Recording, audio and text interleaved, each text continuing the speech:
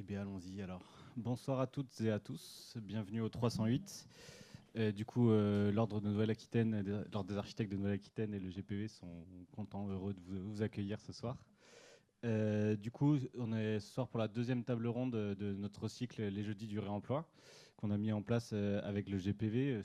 Ça fait quelque temps qu'on prépare ça suite à une rencontre qu'on avait fait ici, où on se dit comment accompagner et faire que les acteurs du cadre bâti et les architectes prennent à bras le corps le réemploi et soient armés aussi pour tous les enjeux que ça amène.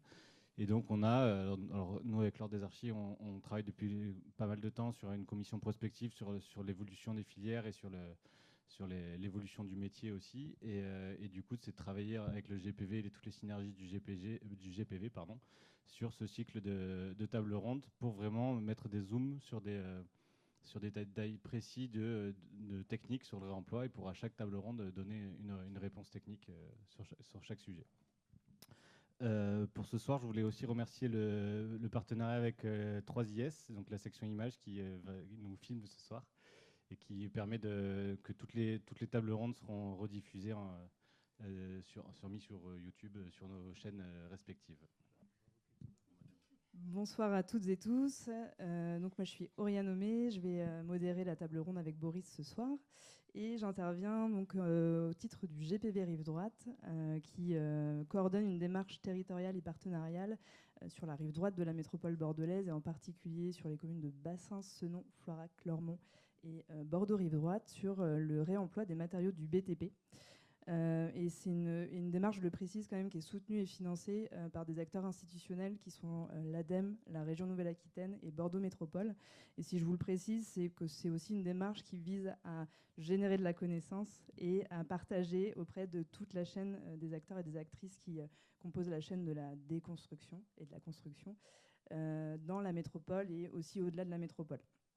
Alors cette démarche, je vais essayer d'être assez rapide pour laisser la parole aux intervenants, mais il y a trois aspects dedans. C'est un aspect d'étude des flux, des gisements et des filières qui sont issus des déconstructions de toutes les opérations, d'une partie en tout cas des opérations de renouvellement urbain de la rive droite qui sont assez nombreuses.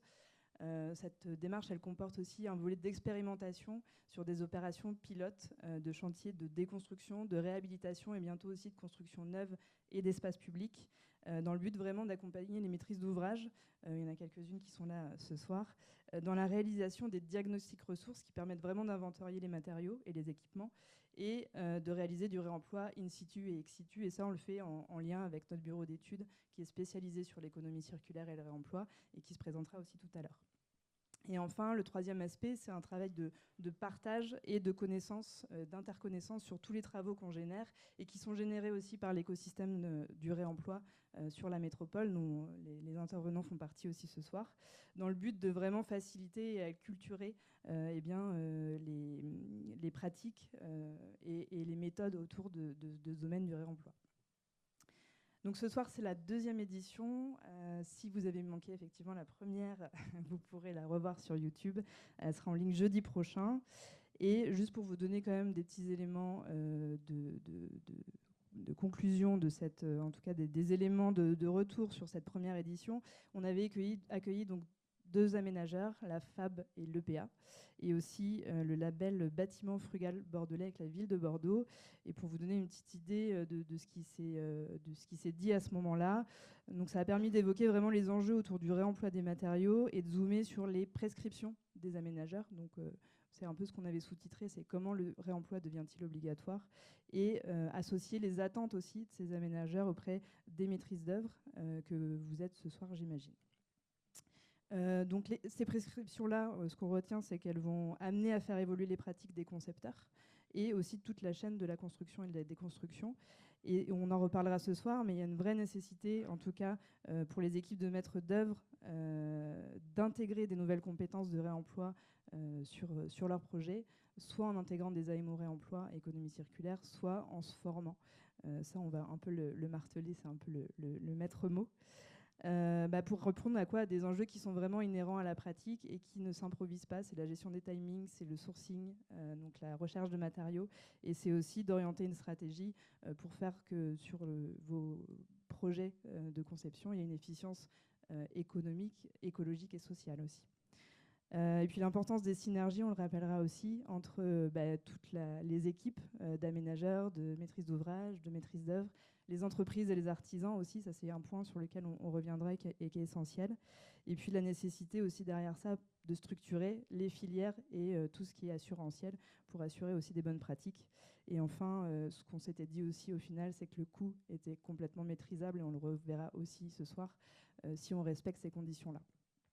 Boris, je te laisse présenter l'épisode de ce soir.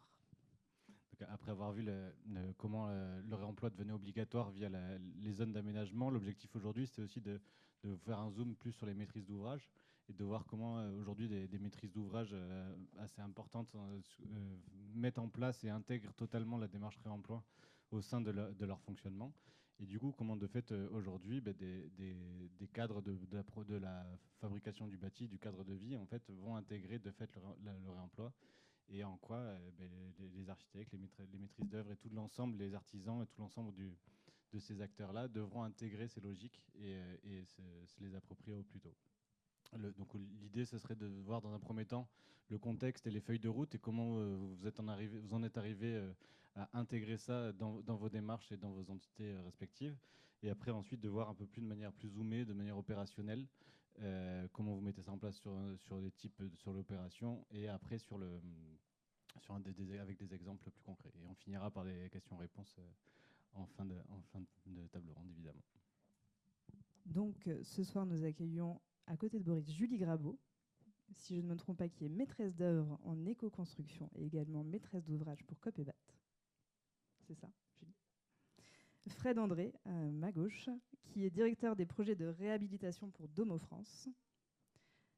Mélina Gaboro, qui est chef de projet aménagement urbain chez Aquitanis, et sa collègue Raphaël Bianchi, qui est responsable du service maîtrise d'ouvrage, direction patrimoine, bâti plus nature, chez Aquitanis. Merci d'être là, tous les quatre. Et je vais aussi présenter Émilie, qui n'est pas sur scène, mais qui va rentrer sur scène, qui est chef de projet pour le bureau d'études NeoEco, spécialisé en économie circulaire et réemploi, et qui va introduire cette deuxième rencontre.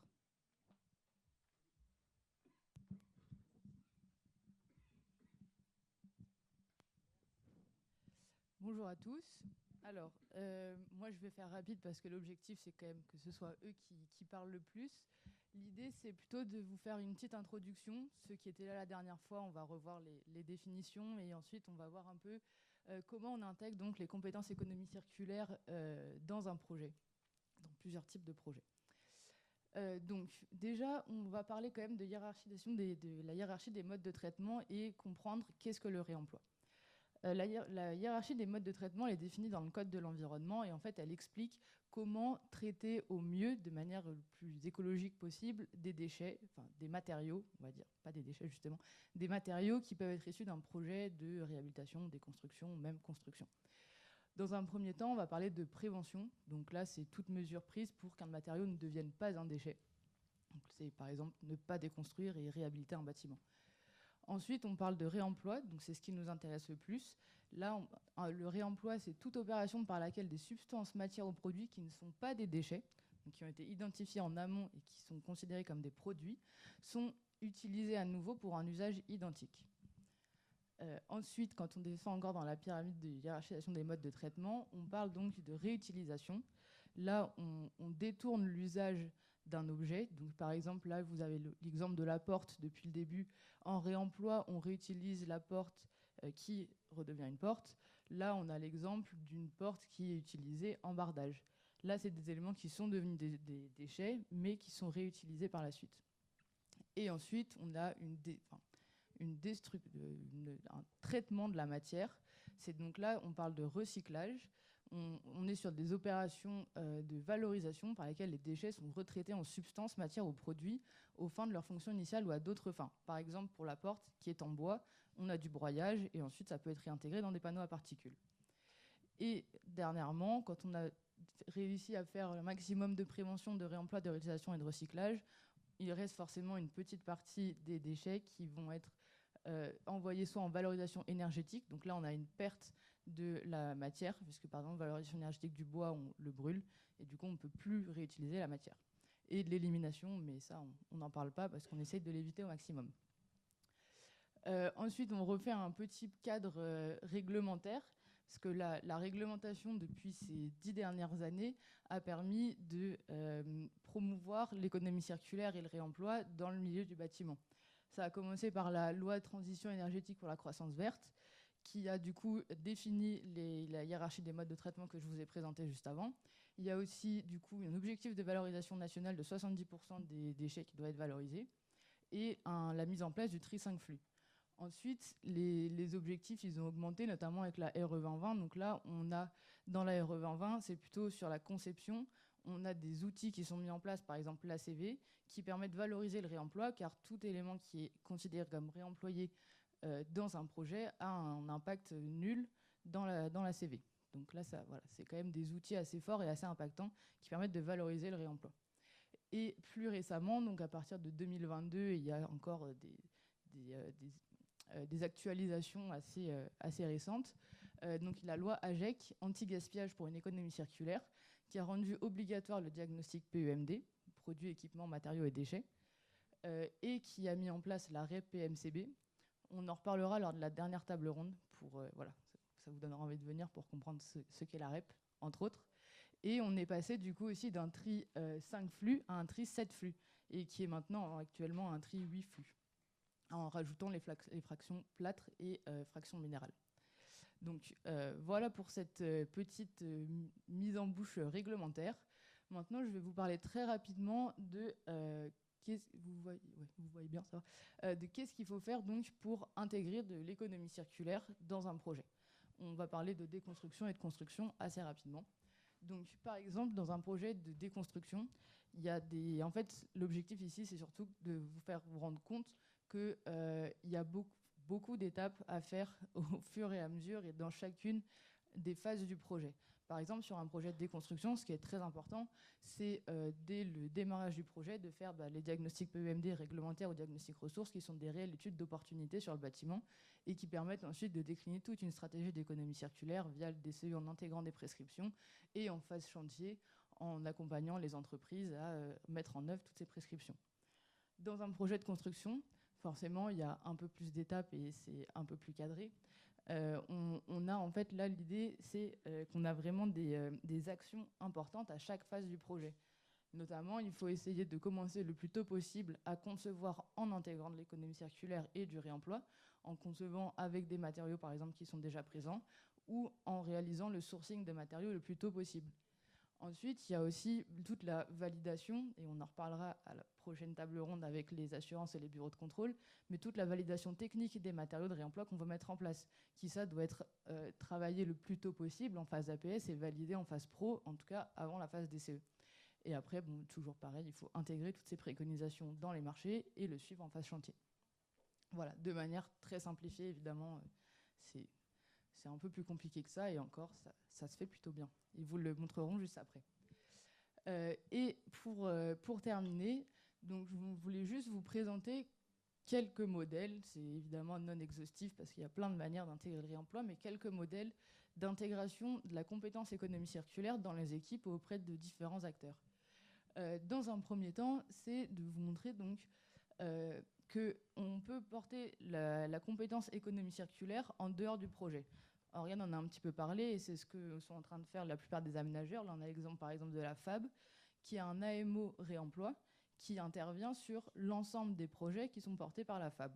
Donc là, on parle d'un super AMO qui intervient vraiment sur l'ensemble des projets et auprès des promoteurs de chaque projet, qui aide à définir en fait les objectifs et qui suit derrière, à la phase conception, suit l'ensemble de l'équipe projet. Ensuite, deuxième cas, où là, on a un AMO qui est plutôt directement auprès de la maîtrise d'ouvrage. Donc, un peu ça peut être le cas, par exemple, nous, NeoEco, c'est vrai que je n'ai pas présenté NeoEco, c'est pas grave. Nous, NeoEco, du coup, on est AMO pour Domo France.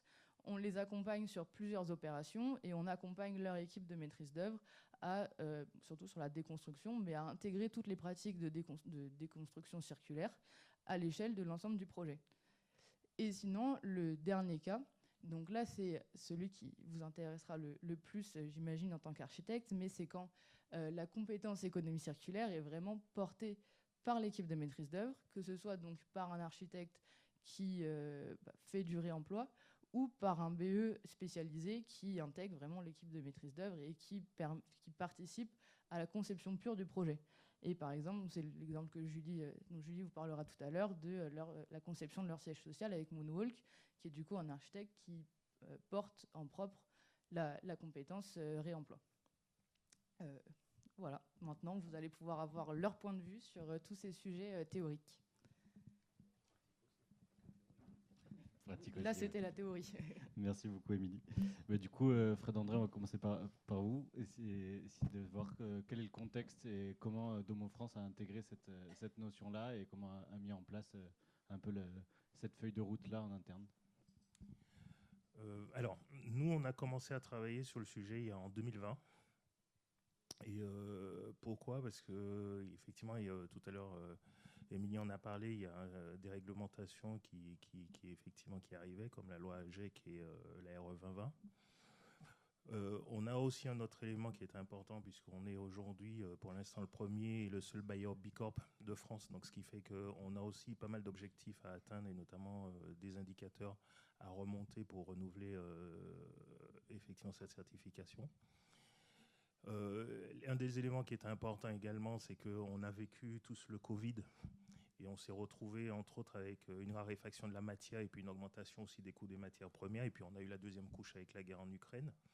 Et en fait, à ce moment-là, on avait aussi un plan de charge qui était relativement élevé, puisqu'on est sur 1000 logements, on était sur 1000 logements réhabilités par an, à peu près plus de 1500 logements neufs livrés par an, plus de 200 à 300 logements d'accession à la propriété. Et sur une période de 2021 à 2027, on était sur plus de 1500 logements à déconstruire. On s'est posé la question de qu'est-ce qu'on fait de toute cette matière et des gisements. Et puis après, il est arrivé, qui a conforté un peu la réflexion, c'est qu'on a lancé un bilan carbone en scope 3. On a eu aussi le plan de décarbonation du groupe, puisque nous sommes filiales d'Action Logement, et qui est arrivé fin 2022. Et puis depuis peu, là, on se rend compte aussi avec la CSRD, la taxonomie, pour laquelle il y a un point économie circulaire qui est relativement important et qui nous conforte effectivement. Donc on avait pris un peu d'avance. Et ça s'est traduit notamment par aussi un engagement de la direction qui nous a donné la possibilité d'engager cette réflexion, et qui s'est traduit aussi dans le projet d'entreprise, où là, en fait, ce que vous voyez à l'écran, il est sur une période jusqu'à 2028, mais chaque année, on incrémente un peu les sujets, et ce qui nous amène que sur cette année, à partir du mois de septembre, on va généraliser le réemploi sur tous les projets de construction neuve et de réhabilitation à hauteur de 2%. On va pas aussi loin que la FAB, on commence un peu petit. Donc, on va également engager la réflexion sur toute la partie un peu tertiaire et aussi maintenance de notre activité. Et donc, pour vous donner un peu un ordre d'idée, et c'est un peu le bilan qu'on a depuis 2021. Donc, tout à l'heure, Émilie l'a dit, donc, on a commencé par des expérimentations sur la réhabilitation, la construction neuve et la déconstruction. On est parti sur ce que nous permet le Code des marchés publics, sur des marchés d'innovation. On avait un groupement avec NeoEco, Sodiatech et Upcycléa. Et aujourd'hui, en fait, on peut vous montrer un peu ce bilan sur ces 4 années, où on travaille avec une plateforme de gestion circulaire des ressources, une plateforme numérique qui nous permet de sortir tous ces indicateurs. Donc, en gros, on a quand même plus de 1600 gisements qui ont été caractérisés, dont presque 400 qui ont été remis en réemploi. Donc, ce qui nous amène à dire qu'on a réussi jusqu'à présent au maximum sur des déconstructions avec plus de 25% de gisements réemploi qui sont soit en interne sur nos opérations, ou soit effectivement qui ont fait l'objet de dons, et notamment à Copébat pour son siège social. En moyenne aussi sur les déconstructions, Émilie a dit qu'on est normalement à réglementation, on est à 70%. On arrive à être aujourd'hui en travail très en amont avec les entreprises, à être plus de 96% de valorisation. Et j'irai aussi avec la particularité sur le béton, c'est que sur les projets de déconstruction que nous avons, faisons de la caractérisation de béton. Parce que l'objectif, c'est éventuellement que l'ensemble du béton puisse être transformé en granulat plutôt pour des murs et planchers, pas nécessairement en sous-couche de voirie. Donc on a fait aussi pas mal de sujets et un gros travail avec l'entreprise Cemex, qui nous a permis notamment sur le béton pour faire du type 1, type 2 ou sur les gravillons de toiture pour faire des bétons de circulation extérieure. Et effectivement, sur les diagnostics ressources, je dirais, comme on avait pris un peu d'avance, aujourd'hui, on a quand même plus de 4500 logements qui sont concernés, ce qui nous permet aujourd'hui d'avoir un volume de gisement relativement important et pouvoir justement avoir cette possibilité de pouvoir les intégrer dans les projets. Et qu'est-ce que je pourrais vous dire de plus, parce que vous avez les éléments, mais c'est surtout ce qui est intéressant, c'est à partir de 2025, en fait, on va généraliser, comme je vous ai dit, le réemploi. On est en train de travailler aussi à pas mal de conventions avec soit des industriels ou des entreprises pour essayer de trouver en fait des modalités, soit sur stock de produits, soit effectivement sur des innovations qui nous permettent justement aussi, outre la question du réemploi, mais aussi d'amener de la diminution carbone sur l'ensemble de nos projets. Et puis là, vous avez certainement vu dernièrement, on a lancé un AMI sur aussi 2 maisons de réhab à zéro déchet, où l'objectif c'est de faire un démonstrateur qui permette en tout cas à l'intérieur de ces 2 maisons d'apporter aussi tout plein de savoir-faire et de pouvoir donner la possibilité en tout cas de connaître l'écosystème et notamment de faire connaître en tout cas toutes les entreprises qui vont participer à ce projet pour que notamment dans nos futures consultations de maîtriseurs des entreprises, vous avez la possibilité d'avoir un annuaire pour du sourcing. Et puis le dernier point, en fait, ce qui concerne aussi les questions de réemploi et d'économie circulaire de manière générale, là, on est en train de travailler aussi sur les questions d'éco-conception, puisque sur un des projets qu'on avait lancé, l'objectif, c'était de dire que tous les équipements matériaux qui sont intégrés dans un projet de construction soient facilement démontables pour les futures interventions de maintenance, réhabilitation ou des constructions pour leur donner une seconde vie. Donc aujourd'hui, l'objectif, c'est comment on va caractériser au travers d'indicateurs la notion de démontabilité, de réversibilité que l'on va mettre dans les cahiers des charges de maîtrise d'œuvre, de manière effectivement à pouvoir les mesurer. Et sachant que d'ailleurs, la semaine dernière, ou il y a 10 jours, il y a déjà les premiers indicateurs qui sont sortis du projet CAP 2030. Donc là, voilà, on est en train d'intégrer un peu tous ces éléments.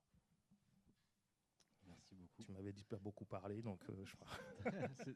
On aura le temps d'y revenir après avec les questions-réponses. Si on peut passer à Aquitanis et maintenant et de voir comment vous êtes arrivé à cette feuille de route aussi et un peu de présentation. Bonsoir.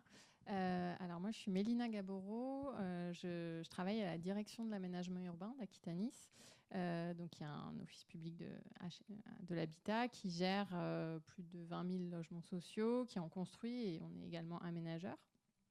Donc j'ai rejoint cette équipe et en même temps, j'ai intégré le groupe intermétier qui était déjà impliqué sur les questions de réemploi au sein d'Aquitanis, qui est issu d'un processus enclenché depuis 2020 environ. Donc à peu près en même temps.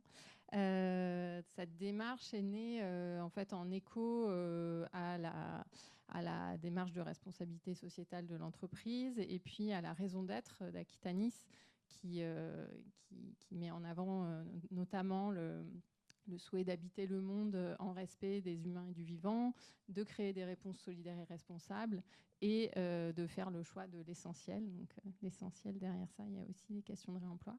Et très concrètement, ça s'est organisé sous forme ça s'est traduit par une démarche inter-équipe au sein d'un collectif innovation qui traite de différents sujets, qui s'est emparé de ce sujet du réemploi, avec une phase plutôt d'exploration entre 2020 et 2022 à peu près. Donc là, qui a permis d'explorer le sujet et puis de progressivement mettre à plat une feuille de route. Et de créer aussi, de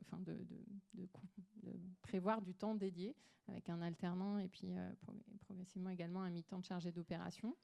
Et petit à petit, du coup, ça a permis en 2023 de consolider une stratégie autour des questions de réemploi qui s'est traduite à la fois par des outils, donc des choses assez concrètes de type convention de Dohan, exemple de CCTP, etc. Et puis les diffuser au sein des différentes équipes concernées. Également, c'est le moment où a été lancé le projet de plateforme de stockage et son montage financier. On pourra en parler à d'autres occasions également. Et puis, une sensibilisation auprès des équipes, des différentes équipes sur de la formation interne. Donc, on a pris le parti d'être vraiment sur une acculturation globale au sein des équipes, à la fois qui construisent, qui réhabilitent et également qui sont plutôt sur des métiers d'aménagement. Et progressivement, je laisse la parole à ma collègue pour poursuivre. Comme on travaille en équipe, on s'est partagé également l'historique. Moi, effectivement, donc, je suis Raphaël Bianchi, responsable du service maîtrise d'ouvrage construction neuve. Voilà, pardon.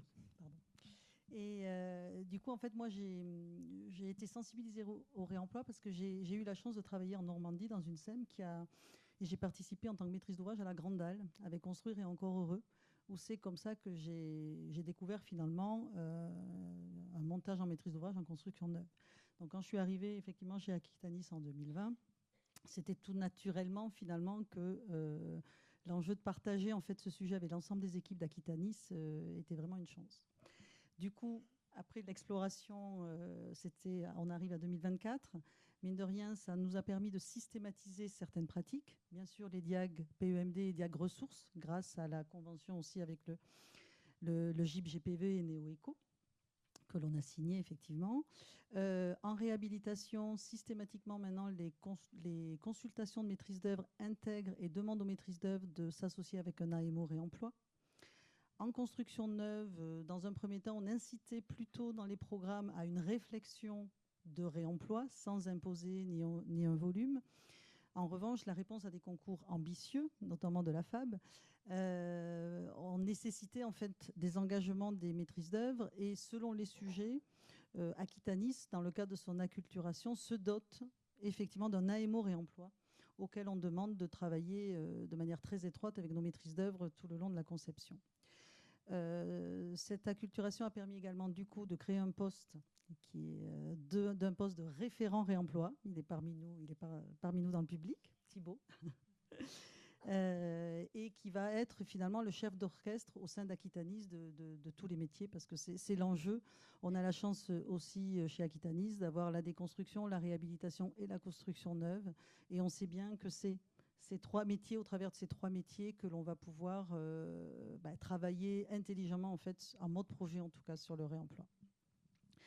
De même, en fait, comme c'est vrai que ce microcosme, on s'active tous, on est très fiers aussi de contribuer au projet Restwood, à notre échelle, certes, par l'apport de Fermette, issu d'une opération de déconstruction Claude Evergne. Et voilà, et on travaille actuellement aussi au développement dans la maintenance et en gestion locative lorsqu'on réfléchit à la vacance et à la rotation pour utiliser, notamment dans un premier temps pour les sanitaires, de réutiliser en fait le réemploi déjà à ce niveau-là. Voilà, donc nous on est plutôt en cours, on n'est peut-être pas aussi avancé que Fred, mais on est en phase vraiment d'expérimentation et surtout de structuration. Et encore une fois, sur la construction neuve, on est vraiment stimulé par des aménageurs ambitieux et qui, du coup, nous poussent à avancer en ce sens.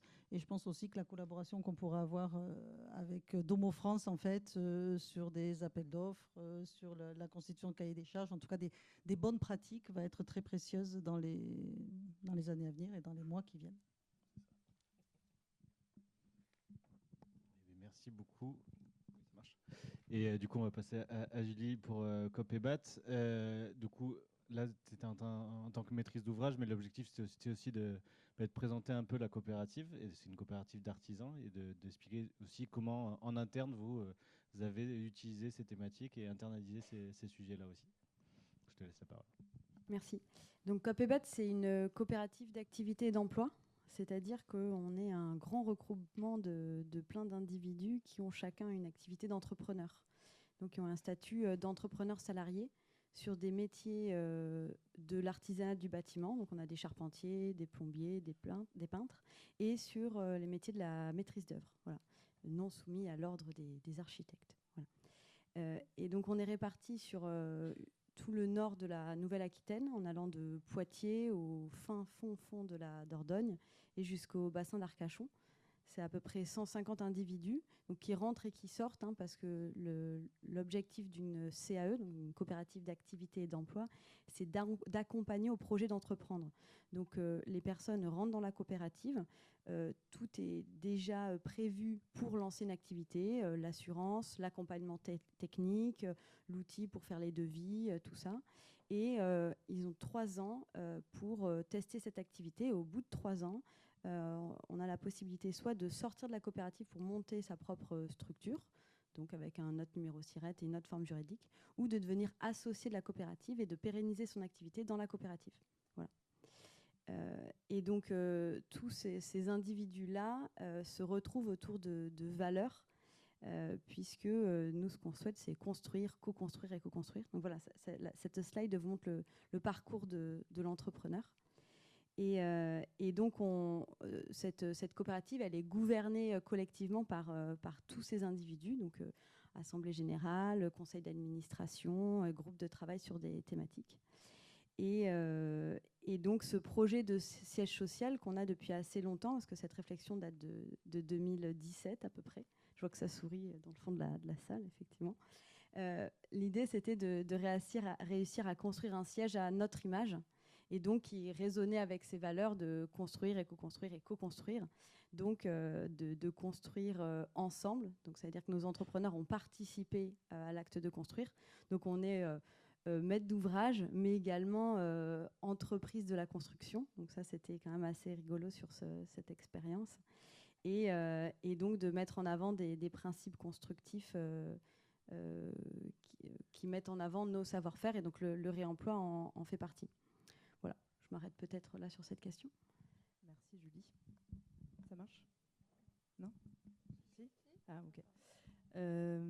Si vous avez l'occasion, je fais un peu de pub. Le 12 juin, c'est ça, c'est l'inauguration. Il faut que vous alliez voir le siège, mais on vous en dit pas trop parce qu'elle va vous montrer des images après. On va zoomer un peu plus sur le fonctionnement à l'échelle d'une opération. Fred, est-ce que tu peux nous dire comment vous mettez en place le réemploi à l'échelle d'une opération? Est-ce que vous exigez ou ce que vous demandez aux équipes de maîtrise d'œuvre, et ce que vous facilitez par vos outils, et aussi quelles sont les difficultés, parce qu'il y en a, et des leviers, parce qu'il y en a. Donc je vous ai mis un petit schéma un peu simple pour essayer de comprendre un peu ce qu'on a mis en place. Donc au début, on a pris une équipe d'AMO pour nous accompagner, justement pour mettre en place en tout cas tout, puisque quand on a commencé, on n'y connaissait rien. Et donc on avait besoin de spécialistes autour de nous pour nous accompagner, pour définir une stratégie et voir un peu dans quelle mesure on allait développer le réemploi à l'intérieur de la production de l'entreprise. Donc en fait, il a été désigné un référent, donc en l'occurrence moi, qui est piloté un peu l'ensemble du sujet.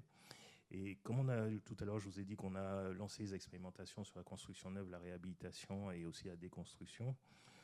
En fait, pour un peu travailler de manière collective un peu sur le sujet, nous avons monté un comité technique avec les responsables de programmes concernés, les équipes de maîtrise d'œuvre concernées, les AMO que nous avions, et justement pour un peu monter en compétences collectivement. Et à cette époque, on avait demandé aussi dans les projets que dans les équipes de maîtrise d'œuvre, il y a une compétence réemploi. Elle pouvait se traduire soit par un BET ou l'équipe de maîtrise d'œuvre qui maîtrisait le sujet. Et donc, en fait, on se réunissait tous les 2 mois. Et l'idée, c'était de partager un peu les expériences, que chacun apporte un peu sa pierre à l'édifice, et ce qui nous permettait de construire un peu cette stratégie, et qui nous a permis aussi de créer un certain nombre de documents. Et ce qui s'est traduit notamment par une stratégie en 4 piliers, mais aussi de mettre à jour en fait tous les documents de consultation, qui soient de maîtrise d'œuvre, pour les entreprises. Ça nous a permis, entre autres aussi, sur les interchantiers, de définir, par exemple, des logigrammes qui nous permettent de définir, quand plusieurs maîtrises d'œuvre d'un projet sont intéressés par les mêmes gisements, comment on fait, effectivement, on fait le choix de qui a droit à quoi. Et ensuite, en fait, il y a eu, je ne sais même plus ce que je raconte. Oui, voilà. Ensuite, ça s'est traduit pour mettre en place un peu cette stratégie et rentrer à ce que je vous ai dit tout à l'heure sur l'industrialisation du réemploi. C'est que nous avons lancé assez tôt un accord cadre de diagnostic PEM des ressources et on a lancé aussi un lot ressources management. Donc c'est en fait l'AMO qui vient piloter, qui vient couvrir en fait l'ensemble des chantiers, des activités, de permettre à avoir cette transversalité sur l'ensemble des projets et de créer aussi cette amélioration du process. Et je dirais, on a entre-temps aussi, notamment au regard de la RE 2020, on a travaillé sur le cahier des charges de construction bas carbone, dans lequel on a mis aussi le pavé économie circulaire, puisque l'idée aussi, c'était d'anticiper, comme le demandait le groupe, d'être en avance de phase par rapport aux différents seuils de la RE 2020. En parallèle de ça, en fait, tout ce travail-là s'est construit autour aussi d'une plateforme numérique dont je vous parlais tout à l'heure, qui s'appelle MyOpsicléa, qui permet de gérer un peu les ressources et permet à toutes les personnes qui ont accès à cette plateforme d'avoir accès à l'ensemble de nos gisements et sur lesquels ils peuvent se positionner pour effectivement soit des chantiers internes, mais aussi on a des personnes qui ont accès de l'extérieur, que ce soit des structures de l'ESS, des majors du BTP, des artisans, des maîtrises d'œuvre et autres qui peuvent se positionner. Et parallèlement aussi, tous nos diagnostics sont déversés dans une autre plateforme qui s'appelle Piré, qui est la plateforme à l'époque c'était interbailleur du réemploi, mais qui aujourd'hui est ouverte aux foncières et autres. Et puis vous avez aussi une autre fonctionnalité qui s'appelle NOAA. Moi je l'appelle un peu le solog.com du réemploi, puisqu'on peut effectivement via cette fonctionnalité, quand on fait des recherches de produits, avoir les possibilités d'avoir des propositions qui sont de différentes marketplaces qui existent en France. Et puis tout à l'heure, comme toutes les deux vous en avez parlé aussi, le sujet qui est important, c'est aussi toute la culturation et la sensibilisation auprès des équipes. Donc, puisque mettre en place le sujet en interne, c'est qu'on bouscule quand même des pratiques. Et donc ce n'est pas simple. Donc on y passe du temps. Donc il faut y aller progressivement. Donc j'ai monté une formation interne sur le sujet et donc au fur et à mesure on a développé ces pratiques à l'intérieur des équipes. Parallèlement, je dirais, on a fait, d'ailleurs elle est là, je lui rends hommage, c'est Cécile, ma collègue.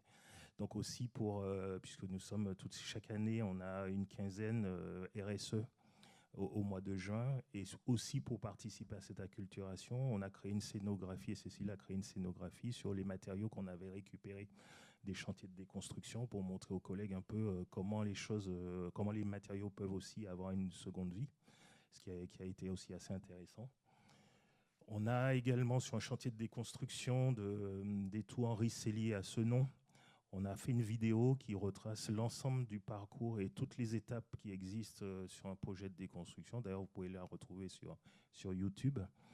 Et on voit au départ, effectivement, toutes les phases de curage jusqu'à l'amener des granulats sur la plateforme de Cemex. Ensuite, on a, tout à l'heure, vous en avez parlé, mais très en amont, avant de développer les expérimentations, on a eu pas mal d'échanges avec notre assureur et aussi les bureaux de contrôle. Moi, j'avais fait le tour un peu de tous les référents nationaux des bureaux de contrôle de manière à comprendre un peu ce qui était demandé. Et ce qui nous a permis aussi, après, d'avoir des contacts. Et quand il y avait des blocages auprès de contrôleurs techniques locaux, on pouvait faire appel aux référents nationaux pour débloquer, les accompagner. Puisque un des sujets que vous rencontrez, certainement vous l'avez vécu aussi, mais qu'on a vécu sur les assureurs et les bureaux de contrôle, c'est qu'en local, quelquefois, il n'y a pas eu d'accompagnement en tout cas des équipes parisiennes. Et on se retrouve soit avec des aventuriers ou des personnes qui éventuellement ne connaissent pas le sujet et qui peuvent aussi, par méconnaissance, bloquer un peu les projets. Donc il y a besoin d'accompagnement à l'échelle locale pour que les choses se passent un peu mieux. Parallèlement, on a fait aussi des demi-journées avec aussi les acteurs de la construction, notamment, mais de manière plus large, sur les questions de décarbonation, donc que ce soit avec les entreprises, les BOT, les archis, pour pouvoir aussi expliquer, en tout cas, la démarche de Domo France et expliquer en quoi, en tout cas, la planification de ce qui allait être fait pour que, comme je vous l'ai dit, à partir du mois de septembre, que les équipes sachent que Domo France va intégrer les questions de réemploi et que ça donne la possibilité à chacun de commencer à monter en compétence sur le sujet pour répondre à nos consultations. Et puis le dernier point, en fait, on fait systématiquement un retour d'expérience sur l'ensemble des projets pour être en amélioration continue. Et justement pour améliorer le process et faire en sorte qu'on soit plus efficace. Et ce qui est aussi intéressant, c'est que tout à l'heure, dans la slide précédente, quand je vous ai montré, par exemple, sur le premier chantier de déconstruction, on était sur 2% de réemploi et en fait, on a atteint 25% parce qu'on a pu travailler en amont sur beaucoup de sujets et notamment avec les entreprises de manière à améliorer aussi le tri sur site. Et je peux vous dire aujourd'hui que sur un certain nombre de projets, sur le réemploi, on fait des économies. Voilà, et c'est aussi un élément important parce que souvent on dit que sur le réemploi ça coûte cher, mais en fonction de ce qu'on fait, aujourd'hui on peut prouver qu'on fait des économies et aujourd'hui on vient de signer notre première convention de vente de matériaux à des partenaires. Donc voilà. Donc aussi la question du modèle économique dont on parle. Donc petit à petit on avance sur les sujets et on arrive effectivement autour de nous à travailler avec des partenaires qui nous permettent justement d'élargir un peu le scope et de pouvoir vous dire qu'à partir de septembre, effectivement, on va essayer de généraliser le sujet sur l'ensemble des projets. Alors, je vais passer le micro à Mélina.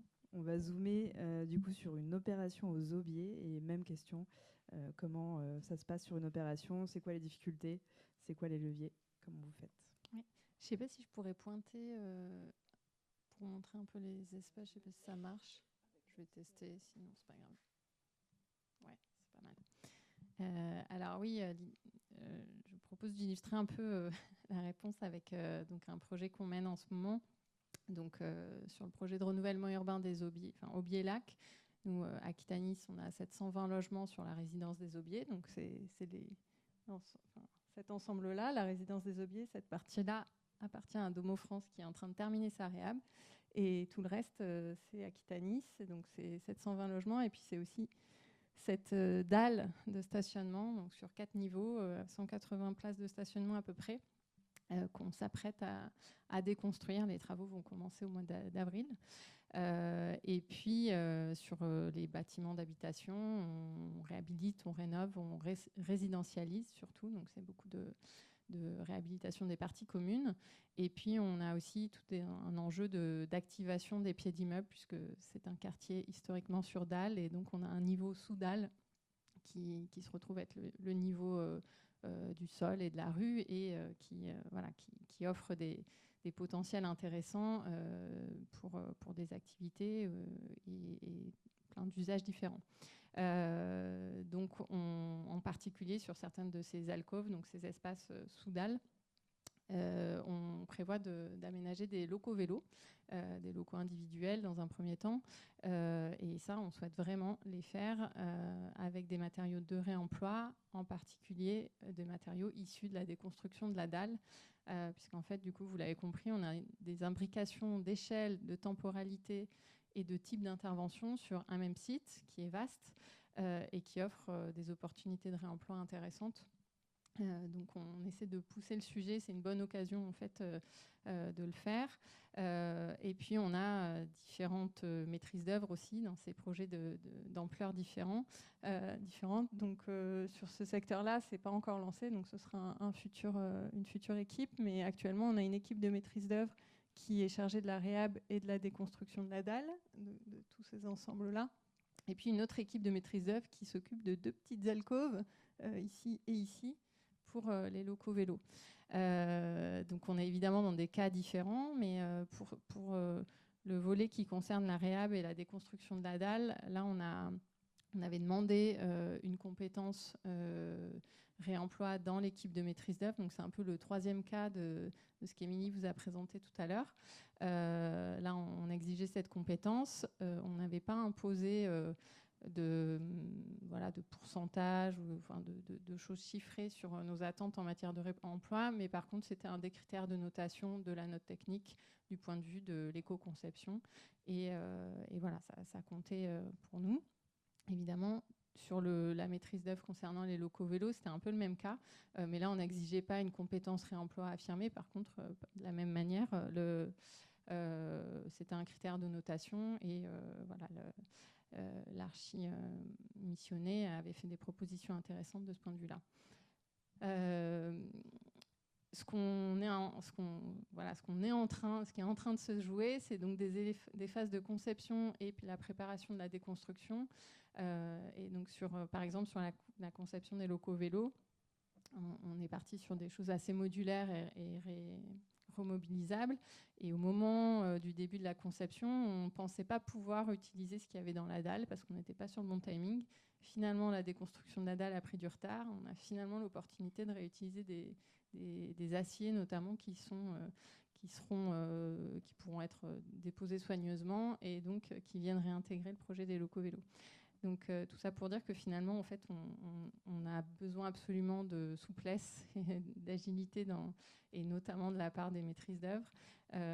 Et ça permet, en fait, dans les étapes de conception, on a fait rentrer assez vite l'hypothèse de quelles entreprises pourraient réaliser ça et imaginer vraiment le processus qui permettrait d'utiliser un maximum de matériaux qu'on avait déjà identifiés sur site.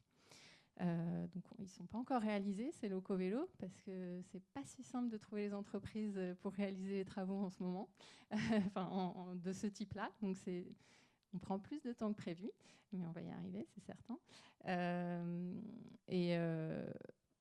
Du coup, on peut en tirer quand même quelques enseignements, même si c'est pas encore tout à fait fait. On a eu quelques, je l'ai dit, trouver l'entreprise pour le réaliser, c'est pas toujours simple. Niveau budget, même si j'espère qu'à terme, on trouvera des équilibres économiques, pour l'instant, ça coûte plus cher. Donc, on espère trouver les process. On sait que les entreprises n'ont pas toujours la technique où elles prennent des marges parce que c'est du test aussi à toutes les échelles. Donc, on verra comment on y arrive. On est encore un peu au milieu du gué. Mais ce qui est sûr, c'est que en fait, le fait d'avoir une conception ouverte et prête à faire réentrer des éléments qui sont sourcés en cours de route, etc., ça permet de s'assurer de pouvoir le faire au maximum. Et pour le coup, nous, en tant que maîtrise d'ouvrage, sur les locaux vélos, par exemple, si je reprends ce petit exemple, mais si on arrive à le mener à terme, on sera quand même content que ce sera un bon retour d'expérience. En termes de planning, on s'était donné un petit peu de mou. On aurait aimé les faire sortir plus vite, mais ce n'est pas un sujet sur lequel il y a une attente maximale. Donc, on peut se permettre de prendre 6 mois de retard, on va dire. Et donc, pour pouvoir le faire en remploi, on s'est donné ce petit délai supplémentaire. Par ailleurs, sur la déconstruction de la dalle, je ne l'ai pas dit, mais évidemment, il y a eu diagnostic PEMD, etc. Et pour le coup, dans la phase de marché de travaux, ces éléments-là ont été intégrés. Et pour le coup, là, à cette étape-là, on a fixé des objectifs chiffrés en tonnage sur ce qu'on souhaite pouvoir réemployer in situ et ex situ sur la base des diagnostics qui avaient pu être réalisés par la compétence réemploi au sein de la maîtrise d'œuvre. Voilà, je ne vais peut-être pas en dire plus à ce stade. Raphaël, est-ce que vous voulez compléter sur la construction neuve? Est-ce qu'il y a des exigences qui diffèrent? Alors aujourd'hui, ce n'était pas tant des exigences puisqu'on a plutôt commencé dès 2022 finalement. On a souhaité sur une opération qu'on appelle les éco-shops travailler plutôt, créer aussi cette démarche réemploi dans ces projets où on était avec 3 équipes d'architectes qui se complétaient, de PM, atelier provisoire et AVA, et un AMO réemploi RUSE où c'est plutôt ensemble en fait que d'abord on a initié, on a illustré, on s'est formé quelque part au réemploi avec cette expérience-là, ce projet-là. Donc c'est vrai qu'on s'est plutôt servi de tous les diag ressources et PMD qu'il y avait pour essayer de voir quels matériaux, quelles ressources on disposait et comment ces ressources allaient effectivement être utilisées dans ce nouveau projet. Donc c'est vrai qu'on parlait d'agilité tout à l'heure des équipes de maîtrise d'œuvre, elle est indispensable parce que rien n'est figé en fait. On a bien conscience de ça. Donc c'est à la fois difficile et excitant, je pense, pour les équipes.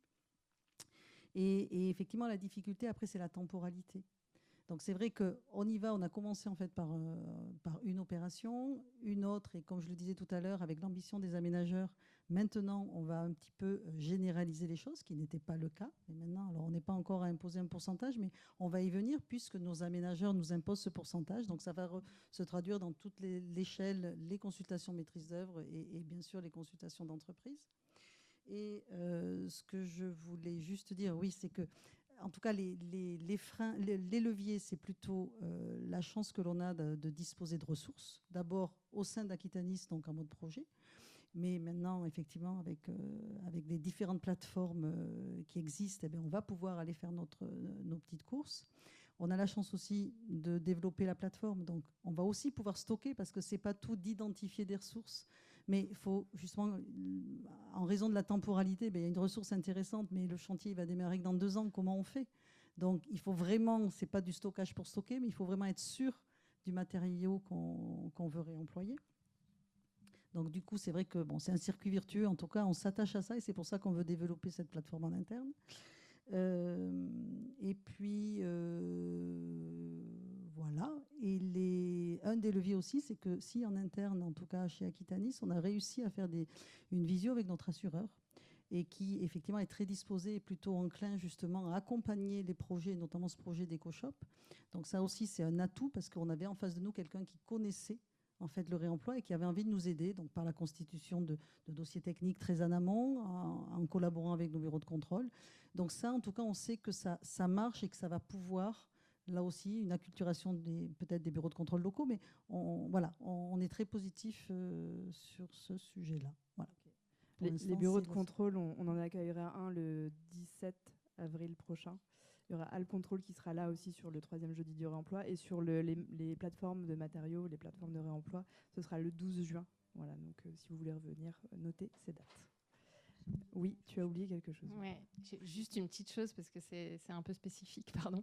Sur la déconstruction de la dalle aussi, on a beaucoup de béton et on va utiliser cette occasion pour tester du sciage de béton qu'on espérait initialement utiliser en façade de bâtiment. Ce sera probablement pas possible pour des raisons de structure, mais on veut aller au bout du test et on prend aussi ce temps dans la phase de déconstruction de faire ce test et de faire un retour d'expérience sur dans quelle mesure techniquement et économiquement c'est gérable ou pas, mais voilà, c'était une bonne occasion.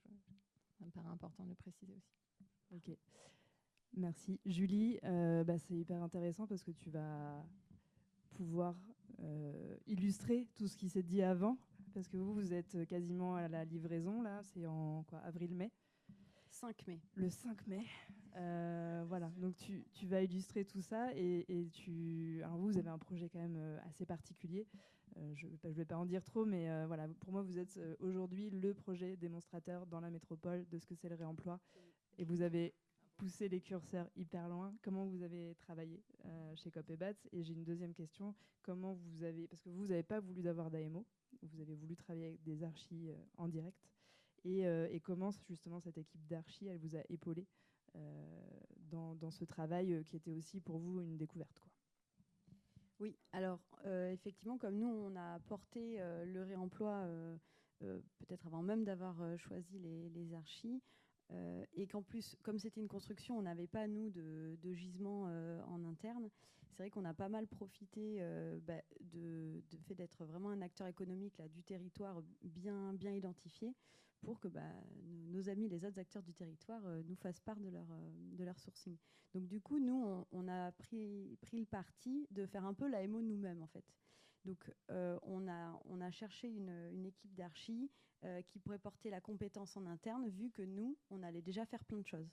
Donc effectivement, on est allé chez Domofranche, chez Aquitanis, déconstruire déposer avec nos artisans pour stocker pendant assez longtemps nos matériaux, en fait. Voilà. Ça a commencé quand, le sourcing? Ça a dû commencer 2022, je crois, ou peut-être même avant. Même 21 ? Ouais, voilà, 21. Voilà, le projet a été un petit peu ralenti au moment du permis de construire, parce qu'on a dû malheureusement changer d'équipe de maîtrise d'œuvre, mais la première équipe était déjà à fond sur le réemploi. On avait même prévu de réemployer un ascenseur. Voilà. Donc ça, on n'a jamais trouvé. Voilà. Mais tellement vous dire que voilà, on voulait vraiment tout faire, quoi. voilà pourquoi on est parti sur une équipe avec la compétence chez les archis. Donc ça revient à ce que vous avez dit, hein, c'est l'agilité, c'est-à-dire que nous on a sourcé des choses en disant on ne sait pas ce qu'on va en faire, mais oui, on prend. Donc c'est-à-dire qu'on a apporté le lieu de stockage, le coût de dépose, et une fois qu'on avait ces choses-là, on a dit aux archis, bon, maintenant il faut trouver où les mettre dans le projet, quoi. Voilà. Ensuite, il y a d'autres sources qui sont arrivées, d'autres gisements qui sont arrivés un peu plus tard. Et donc, des choses où assez tardivement, on a dit hey, si on mettait de la moquette de réemploi plutôt que du sol souple. On a même essayé de mettre la moquette de Domo France, mais là, il y a une petite montée en compétences encore nécessaire chez eux pour déposer et stocker correctement. Mais c'est bien, du coup, on a testé. On s'en sert un petit peu quand même pour faire du petit bricolage pour caler les radiateurs le temps que les vraies moquettes arrivent. Donc du coup, le fait qu'on porte tout ça, le fait d'aller déposer, de stocker, de caractériser nous-mêmes, ça fait que ce coût-là, on l'a dissocié du montant des travaux en fait. Voilà. Donc, je ne sais pas si je donne tout de suite des chiffres. Vas-y. Est-ce que vous voulez des chiffres? À un moment, on dit plus fort, j'ai rien entendu. Voilà, le coût du stockage de cette main-d'œuvre, ça représente à peu près 30 000 € sur le montant, sur le projet total, sur une masse de travaux de 1,3 million. Voilà. Ok. Tout à l'heure, Fred nous disait ouais, le réemploi c'est moins cher. Aquitanis disait non, c'est plus cher. Toi, tu dis nous, on n'a pas. Ça peut être moins cher. Nous, on n'en est pas encore à faire notre ex, donc okay. on verra après. On tirera des conclusions fines peut-être après. Mais en tout cas, le fait de dissocier ces coûts-là, ça fait que ça n'a pas impacté les marchés de travaux en fait, des entreprises. C'est-à-dire que ce qui avait été sourcé en amont et donc intégré dans la conception, c'était bien décrit dans les pièces, que les entreprises sachent que ça c'était sourcé, on leur demandait de le mettre à tel endroit, c'était caractérisé, c'était très clair.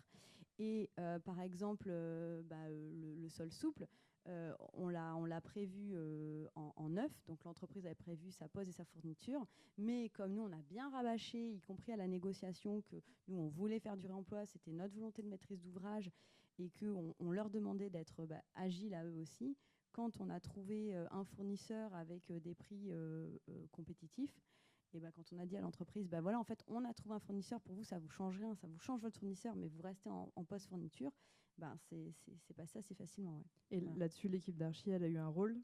L'équipe d'archi, elle a eu un rôle incroyable, c'est-à-dire que c'est eux qu'on trouvait ces fournisseurs assez spécifiques pour les moquettes, pour par exemple l'électricité. On a aussi trouvé un fournisseur de matériel électrique de seconde main, en fait, de réemploi, sur lequel le fournisseur amène sa garantie fournisseur comme du neuf. Ça, c'est le cabinet d'architectes qui a trouvé ça, quoi. Et sur l'acceptation des entreprises, ils ont joué aussi un peu... Alors oui, ils ont joué leur jeu et ils ont joué leur rôle de les aider à l'acceptabilité. Après, voilà, on a eu à un moment un petit coup de sang de l'électricien qui a dit non, mais moi je suis là pour travailler, je ne suis pas une association comme vous. Bon, voilà. On lui a expliqué qu'il n'y avait pas d'association, on était tous là pour travailler, que c'était notre volonté de mettre d'ouvrage. Et voilà, c'est passé. Mais c'est vrai que en fait, derrière, il y a aussi des enjeux de rentabilité chez eux, ce qui est normal, parce que des fois, ils ont des accords cadres aussi avec leurs fournisseurs. Et donc, quand on leur dit, non, en fait, on voudrait que tu changes de fournisseur, c'est aussi des fois des comment on dit, voilà, des changements d'habitude. Non, mais souvent ils récupèrent en fait un petit peu de ce qu'ils ont acheté chez le fournisseur en fin d'année. Voilà, des rétributions sur fin d'année. Donc c'est un vrai enjeu financier pour eux qui se comprend, quoi. Voilà. Ok. Et c'était complexe de gérer tous ces matériaux sur le temps? Alors oui, ça a été hyper complexe. Alors là, dans les photos que je vous ai mis, il y a celle des big bags en bas. Donc là, c'est les 100 big bags et palettes de pavés. Voilà. Donc ça, c'est pas simple à stocker.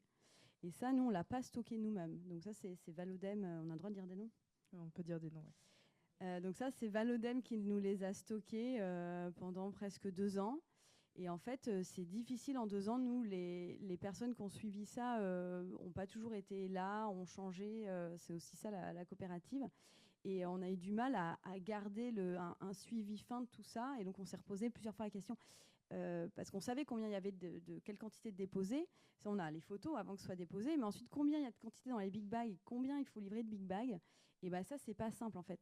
Et donc en fait, entre la caractérisation qu'on fait avant dépose et ensuite la caractérisation, enfin le suivi de comment c'est stocké, ça, on s'est retrouvé avec quelques trous dans la raquette. Donc on se rappelle 15 fois pour se redonner les informations. Mais ça, c'est vrai qu'il faut pas négliger ce temps à consacrer à ça. Puis la dernière question du transporteur. Mais les big bags, là, ils ont 2 ans. Est-ce qu'ils vont tenir quand je vais les lever ?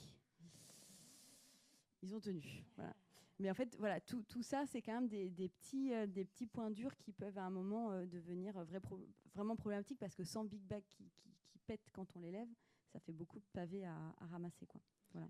Et rapidement, tout ça, c'est quoi donc, tous ces matériaux? Donc les pavés qu'on repose en extérieur, tout ce qui est donc il y a des pavés engazonnés pour les stationnements et tous les cheminements piétons sont en pavés. Les volets, c'est ce qu'on a vu sur la photo précédente. Est-ce qu'on peut faire un... J'ai plus le... Voilà, c'est ce que vous voyez sur les box en bas de la photo. Donc ça, c'est en bas à gauche, c'est des box de stockage qu'on va louer à nos entrepreneurs et qui sont fermés par les volets qu'on a vus juste avant. Et elles sont couvertes par quoi? Alors, je peux même vous dire d'où viennent les volets, j'ai révisé. Donc, les volets viennent de chez L'Affût, merci Domo France. Voilà. Les tuiles viennent de Claude Evergne, merci Aquitanis. Il y en a pour tout le monde. Sur les box, c'est tout. Donc les volets, c'est des volets de porte-fenêtre. Donc nous, pour faire des box, on a besoin d'un petit peu plus de hauteur. Donc on a quand même dû les rehausser et rajouter des pièces pour gagner un petit peu en hauteur. Une question dans l'Assemblée? Oui. Et effectivement, dans les box, on a aussi mis quelques solives de réemploi, de aussi L'Affût, merci de Domo France, mais qu'on a aussi utilisé pour la structure du solivage à l'intérieur du bâtiment. Mais ça, on n'a pas mis de photo de l'intérieur. Voilà. Donc ça, c'est intéressant, les solives, parce qu'on les a utilisés pour la structure. Donc là, il fallait caractériser le bois. Donc on a fait le choix de faire une caractérisation visuelle. Il y a une norme pour ça. Mais donc on est parti sur une hypothèse assez défavorable sur la résistance mécanique du bois. Et donc on vous viendrez voir le 12 juin sur invitation, où un autre jour, on reste partant pour faire plein de visites, même après le chantier. Vous verrez, du coup, les assemblages sont assez surdimensionnés. Donc ça, c'est un petit peu la contrepartie de cette caractérisation juste visuelle. Peut-être on revient sur la photo avec toutes les... voilà. En bas, vous voyez des fenêtres PVC. Alors ça, je n'ai pas trouvé de chez qui ça venait. Quelqu'un sait dans la salle? Toulouse. Merci Frédéric. Un ancien de Copébat. Et donc ça, c'est menuiserie PVC. On a déparclosé et on a réutilisé les vitrages pour faire du cloisonnement vitré intérieur entre bureaux. C'est magnifique. C'est magnifique. Incroyable. Les faïences et le carrelage dans les pièces humides, ça c'est de la fin de stock qui vient d'un fournisseur de matériaux un petit peu classique. On voit Joël à l'œuvre en train de nettoyer un équipement sanitaire. Alors les équipements sanitaires, ils arrivent de plusieurs endroits. Il y en a quelques-uns de chez vous, École Chopin, ville de Bassins, et je pense qu'il y en a peut-être de l'école Camus, quelques-uns peut-être. Voilà. Et on en ça deal beaucoup de matériaux sur la rive droite. Si jamais vous êtes intéressé pour faire des projets carrément. Chez nous, c'est le moment. Voilà. Et alors, voilà, les sanitaires, les équipements sanitaires, on a un petit peu coincé là sur la fin. Il nous manquait 1 ou 2 toilettes. Il nous manquait 2 toilettes PMR. Et finalement, en allant chercher les pavés, ça traînait chez Valodem. Et donc, on a réussi à tout trouver. Mais on s'aperçoit que quand on n'a pas la ressource proche de la pose, ça peut devenir difficile, parce que d'aller les chercher sur une plateforme nationale où ça double le prix de l'équipement, parce que le transport a un poids trop important. Là, on a du mal à se dire, OK, le toilette coûtera 2 fois plus cher et en plus, c'est du réemploi. C'est un petit peu dur à avaler, quoi, finalement. Et un truc assez facile, les radiateurs. Donc ça, c'est École Camus, Bordeaux Métropole.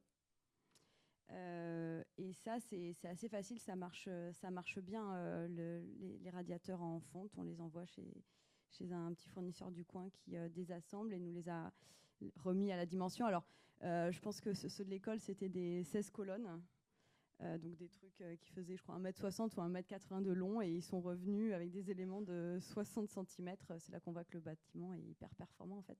Parce qu'on a des radiateurs qui sont presque ridicules, tellement qu'ils sont petits. Voilà pour les photos. Il faut peut-être quand même parler des garde-corps métalliques, pareil, de l'affût chez Domo France. Je n'ai pas mis de photos. Donc ça, c'est des garde-corps du barodage acier super moche et vraiment mauvais état. Alors ça, c'est une super idée des architectes, c'est-à-dire que ça va être réutilisé en ombrière, donc posé sur une structure banc en extérieur, en horizontal, devant la façade. Donc un petit peu de désassemblage chez un serrurier, ça repart à la galvanisation et ensuite on repose. Donc ça, c'est assez chouette quand même. Les moquettes électriques, j'en ai parlé. Voilà, je crois que j'ai fait le tour de tout ce qu'on a réutilisé. C'est un beau catalogue déjà. Voilà. Merci Julie. Et on va garder un petit peu de temps pour les questions, donc je passe la parole à Fred. Ouais. Et à Boris.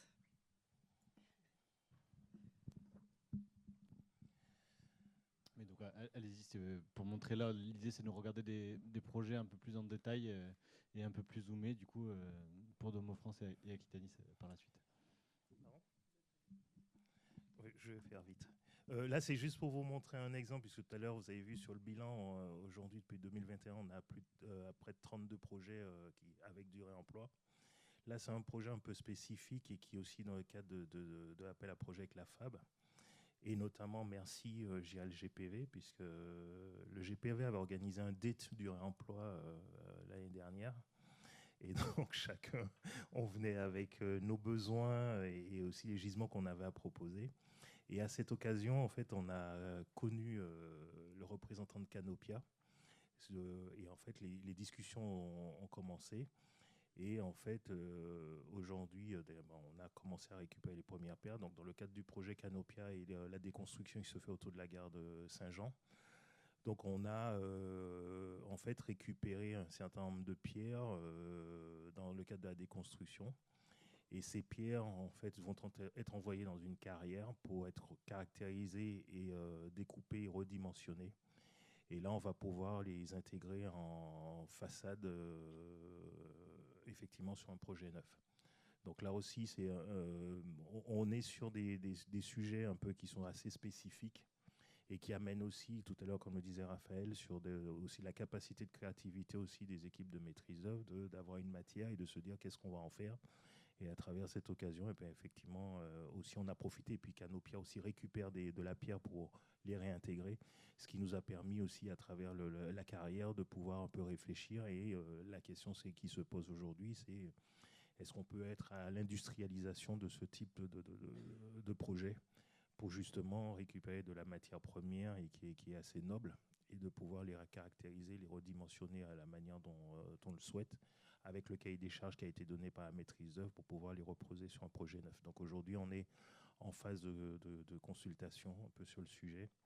Et là aussi, ça a amené aussi, à un travail important, notamment avec notre AMO, la maîtrise d'œuvre, Canopia, et aussi les juristes, parce qu'il y a des sujets aussi juridiques qui sont importants là-dedans sur les questions de transfert de propriété, sur nature de matériaux, et avec aussi les assurances. Puisque forcément, tout à l'heure on parle de réemploi, mais on a quand même beaucoup de matériaux qui ne rentrent pas dans le cadre des garanties, donc les assurances et les bureaux de contrôle n'interviennent pas, mais quand c'est le cas, il y a aussi, comme on disait tout à l'heure, à les intégrer très en amont. Et donc le bureau de contrôle nous a donné le cahier des charges et les prescriptions techniques et les performances à atteindre, qui nous ont permis d'être dans ce cadre avec le carriériste, et qui va nous permettre de pouvoir faire valider un peu ce projet et de pouvoir, en espérant prochainement, pouvoir le mettre en œuvre. Voilà. Merci beaucoup. Et là, on peut passer à Aquitanis aussi, du retour d'expérience des éco-shops. Voilà, des éco-shops. Et donc, c'était surtout pour montrer justement tout le circuit virtueux dont on parlait tout à l'heure. Donc, les éco-shops, le travail qui a été fait, c'était surtout de la réutilisation de charpentes et ossature bois issus de Carl Vernet chez nous. Donc, on le voit. La structure d'abri vélo, c'est une opération qu'on a déconstruite. On est en construction neuve aujourd'hui. On a récupéré des structures métalliques qui étaient réutilisées. Pour l'instant, c'est en conception, mais qui sont prévues être réutilisées pour l'abri vélo. Donc tout ça, ça fonctionne et on les avait stockés effectivement, là encore, sur la plateforme. Des pavés en granit également récupérés, donc à petite échelle, puisque les éco-shops, il faut savoir, c'est 2-3 logements en fait. Donc on est vraiment sur une petite échelle et l'enjeu, c'était ça. Pour nous, c'était l'opération un peu expérimentale.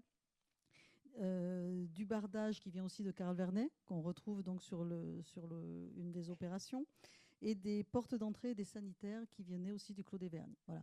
C'était pour illustrer tout le sourcing qui avait été fait par l'AMO. On avait sourcé, extrait des éléments pertinents issus de la déconstruction, organisé la collecte et du coup la transformation adaptée aux futurs usages, ça c'est une chose, et après intégrer donc tout le travail, les allers-retours qui a été fait avec la maîtrise d'œuvre, intégrer ces éléments dans la conception architecturale. Donc, on espère vraiment que ces éco-shops qui ont eu un petit temps d'arrêt parce qu'on veut faire une consultation entreprise les 3 en même temps. Il y en avait une qui était un petit peu en retard. Et là, après, l'enjeu, ça va être aussi le sourcing des entreprises et la présentation qui avait été déjà faite. Voilà, donc ça, c'est un exemple, en fait, c'est les éco-shops. Et l'autre exemple, c'était un projet sur la ZAC du Haillan avec la FAB, les chemins d'Alice, où là aussi, il y a eu un gros travail de fait très en amont avec l'aménageur, le promoteur, puisqu'on est avec un promoteur, le bailleur et l'AMO. Et là, on avait utilisé aussi les ressources en fait, des pavillons qui ont été démolis par la FAB. Donc, il y avait, excusez-moi, je reprends un petit peu mes notes. Oui, les éléments de charpente bois issus de la démolition des pavillons en fait de la FAB. Donc c'est vrai que là, l'AMO avec la FAB a fait une dépose méthodologique et a stocké les éléments de bois, en fait, les mettre à longueur pour plus tard faire une clôture sur ce projet en bois. Des dalles béton issues aussi des Clos des Vergnes qui allaient être réutilisées sur une terrasse partagée du projet. Là, on est plus sur les extérieurs que sur l'intérieur. Et du revêtement des centres piétonnes où on utilisait en fait les tuiles des pavillons, soit deux méthodes, soit du concassage et on les retrouve donc plutôt en réutilisation, en recyclage dans des dalles gravillonnées qu'on voit effectivement là, du dallage coulé de type terrazzo, de béton avec granulat de tuiles, et ces mêmes tuiles, donc plus réemployées dans ce cas-là, plutôt posées sur champ, joint à chaud pour voilà. Donc c'était des illustrations, c'est de la conception, ça n'a pas été réalisé, mais ça, voilà, c'est en tout cas, on espère bien d'ici 2 ans pouvoir vous montrer des choses, que ce soit sur les éco-shops et au Haillan, vous montrer des éléments. Et oui, pardon, là c'était des exemples effectivement de réutilisation donc du bois pour faire de la clôture ou du mobilier par rapport à la charpente des pavillons qui a été déposée et stockée pour l'instant. Voilà. Et puis, merci beaucoup à vous. Et puis on va passer du coup à la phase questions-réponses s'il y a des questions à poser. Donc la première est toujours la plus complexe à poser, mais n'hésitez pas et allez-y, c'est à votre tour. Est-ce qu'il y a des questions ?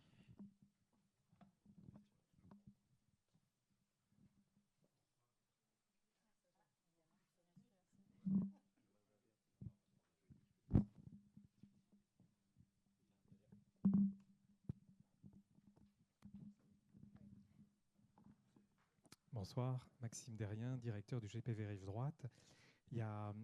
On a cité beaucoup de matériaux ce soir pour montrer la circularité territoriale, mais il y a un matériau dont on a très peu parlé, et j'aimerais, Julie et Fred, que vous nous en parliez un petit peu. C'est le matériau qui est le plus facile, hein, celui qu'on a sous nos pieds, le sol. Qu'est-ce que vous en avez fait dans vos projets respectifs ? Merci pour la question. Donc effectivement, nous on a tout. Donc notre bâtiment est construit avec une ossature bois, une structure poteau-poutre bois et une isolation en bottes de paille. Et ces bottes de paille sont recouvertes d'un enduit en terre. Et nous avons fait ces enduits avec la terre du site. C'est-à-dire que tout ce qui a été excavé pour les fondations est resté sur place. Alors, c'est une infime partie qui a été utilisée pour les enduits et on a gardé le reste en merlon sur le terrain. Et donc voilà, on a utilisé la terre du site pour les enduits du bâtiment. Et il y a aussi le traitement de la plateforme, c'est-à-dire que souvent on vient terrasser pour sortir 20-30 cm pour faire une belle plateforme en calcaire jaune. Et là, on a réussi à faire travailler une entreprise de VRD qui a été équipée pour pouvoir venir traiter à la chaux le sol en place. Et donc, ça nous a aussi évité de faire sortir quelques centaines de mètres cubes de terre de la parcelle.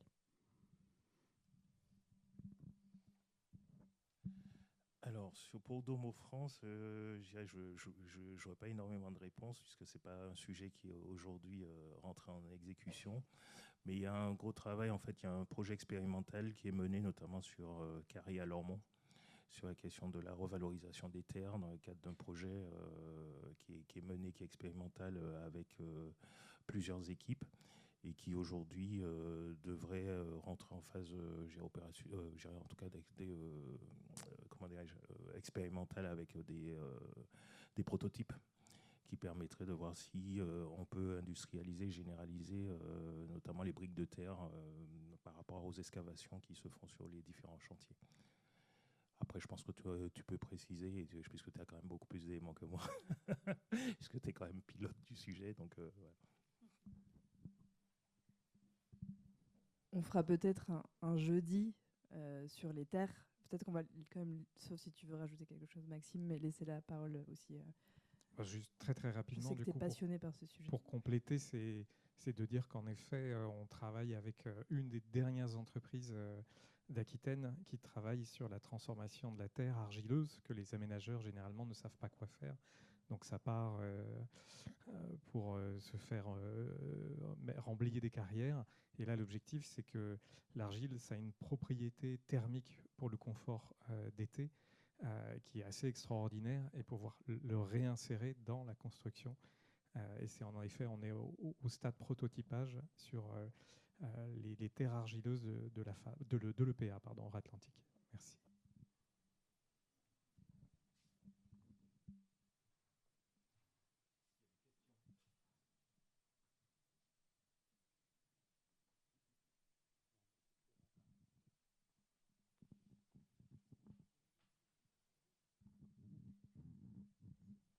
Bonsoir. Ça marche, oui. Jérôme Werner de Merci René. Donc nous, on est un aménageur d'espace en économie circulaire. Et je voulais poser la question à Cop et Bats. Est-ce que vous allez pousser la perfection jusqu'à faire votre aménagement intérieur, donc agencement, mobilier et autres en réemploi? Mais tout à fait. Je m'en doutais. Eh bien, déjà, on récupère tous nos bureaux un peu moches qu'on a déjà. Et on a sourcé, alors ça, par du bouche à oreille, des bureaux d'une entreprise qui vidait ses bureaux. Et donc, on récupère là, d'ici 15 jours, toute une quantité de bureaux. Mais en vrai, on n'a pas mobilisé un budget particulier pour aller construire du mobilier spécifique avec des matériaux de réemploi. Voilà.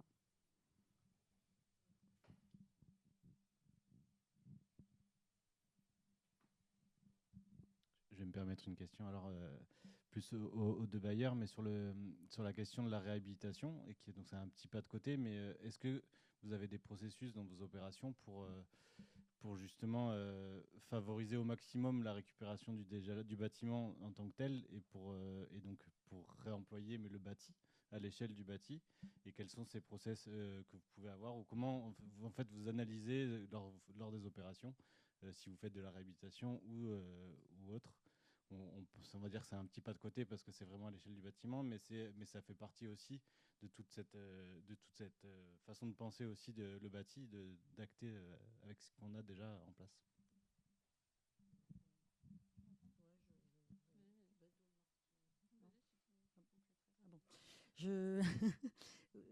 Oui, effectivement. Je pense que de toute manière, comme justement au niveau de la maîtrise d'œuvre, on sollicite en fait un AMO dès la consultation. C'est vrai il y a une sensibilisation en fait des équipes pour étudier, diagnostiquer le bâtiment, pour savoir ce qu'on peut récupérer et réutiliser à l'intérieur. Alors c'est vrai que c'est pas mon domaine, la réhabilitation, c'est Virginie qui est dans le public, mais en fait c'est un petit peu l'approche qu'il y a, et c'est vraiment là les architectes et le regard un peu qui va permettre, et puis les diags bien sûr, PMD, diag ressources, qui vont identifier, caractériser les produits et voir comment on peut les remettre dans l'opération. Mais c'est vrai que les aubiers, tu l'as en direct. Oui, je peux parler principalement des aubiers, mais en réhabilitation, déjà, on va limiter les interventions uniquement là où c'est vraiment nécessaire. Donc c'est déjà une manière d'éviter voilà, de gaspiller la matière, entre guillemets. Et après, dans l'exemple que je donnais où on aménage des petites choses en fait, qui viennent apporter des éléments de service qui étaient absents, type loco-vélo, là, on le fait systématiquement, mais même si on n'était pas allé au bout, je pense qu'on arrivera à réemployer des assiettes, etc.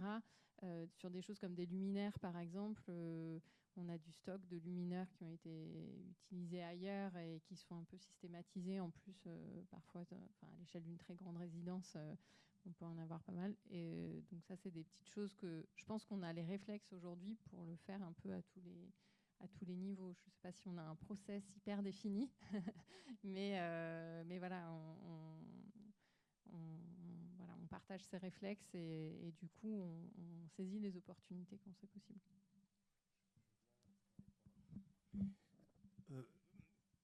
Si j'ai bien compris aussi la question, si je prends un peu de recul par rapport au sujet, déjà en amont, nous, bailleurs, on est, de par la réglementation, en fait, nous sommes soumis à produire des plans stratégiques de patrimoine, où quand on travaille, et donc qui est sur une durée de 10 ans, et en fait, comment ça se passe, c'est qu'on va passer l'ensemble du patrimoine au panier fin avec une certaine cotation, qu'elle soit technique, environnementale, sociale et autres, et qui à la fin, en fait, va produire des notes qui nous permettent effectivement d'identifier des actions à mener, que ce soit de la réhabilitation, de la vente, de la déconstruction et autres.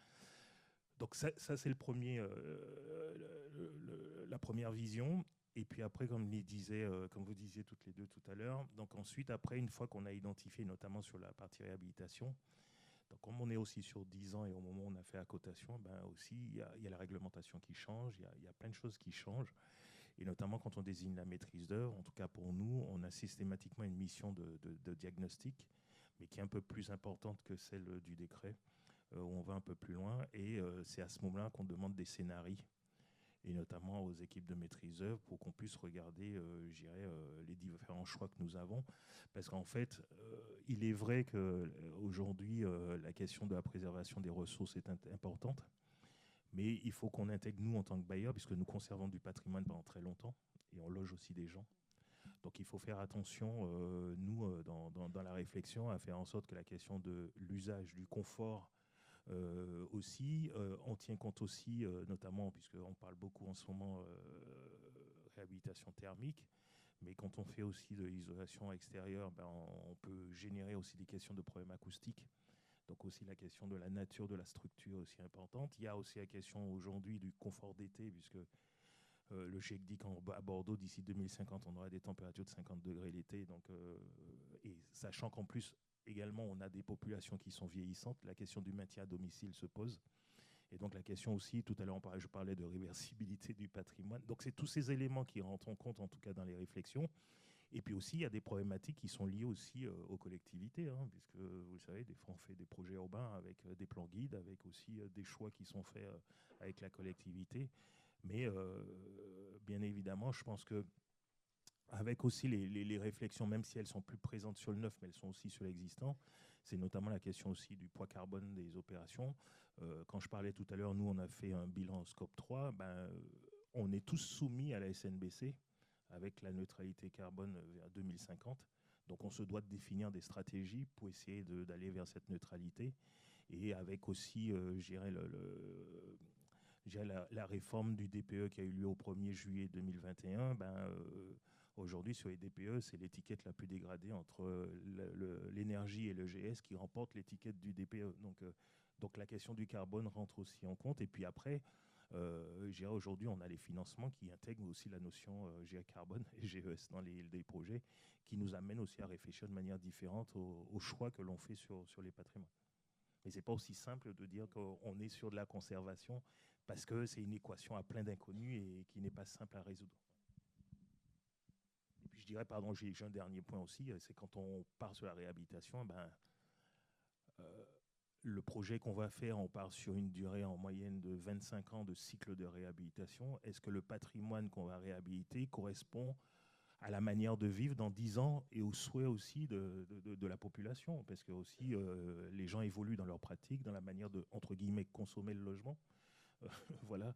Donc il y a tout plein de sujets qui rentrent en compte, et il faut aussi que nous, quand on investit, puisque ce sont des sommes importantes, il faut aussi qu'on arrive à faire en sorte que le logement que l'on met à disposition, il corresponde aussi aux manières de vivre et puis au confort que l'on souhaite donner aussi à nos locataires, avec aussi des charges maîtrisées.